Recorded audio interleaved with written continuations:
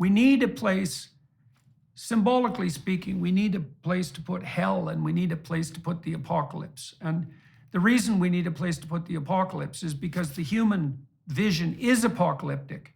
And the reason for that is that we all die, right? Everything comes to a cataclysmic halt for everyone. And it could happen at any moment. And it could not only happen to you, it could happen to you and everyone you love, and it could happen to your whole society. And that sort of thing has happened, and it definitely always threatens.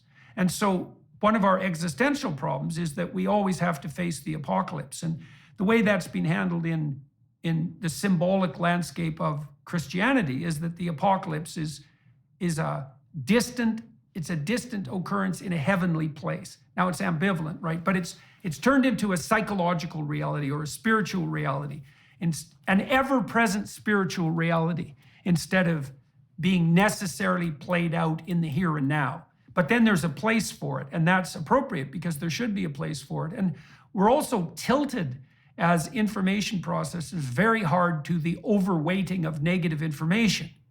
And the reason for that, I would say, is, well, you can only be so happy, but you can be really, really in pain and then dead. And so you're more sensitive to a unit of threat than you are motivated by a unit of pleasure.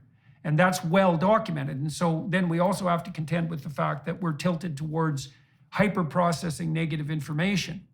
And then on the privilege front, this is a really complicated one.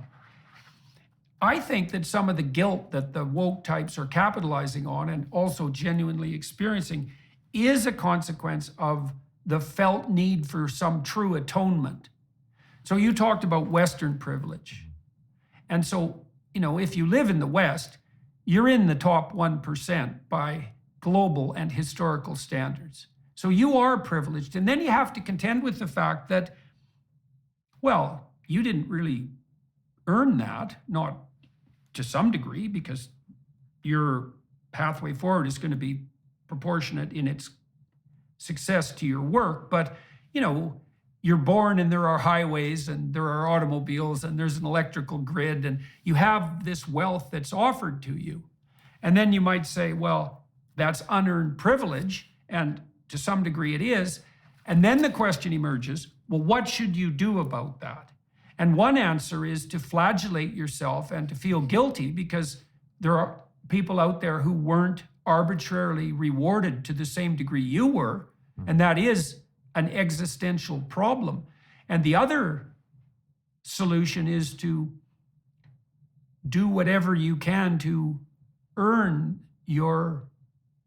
the gifts you've been given, the talents you've been provided with, right? And to say, well, my goal is to justify by my actions the privileges and opportunities I have been granted, and then to work hard to extend those to the degree that's possible to the people around me and to others.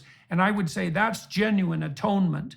And I think everyone has to do that. And so, if you're not living a life that's as moral as you are privileged, you're going to lay yourself open on the guilt front, and then the woke ideologues are going to tear a strip off you.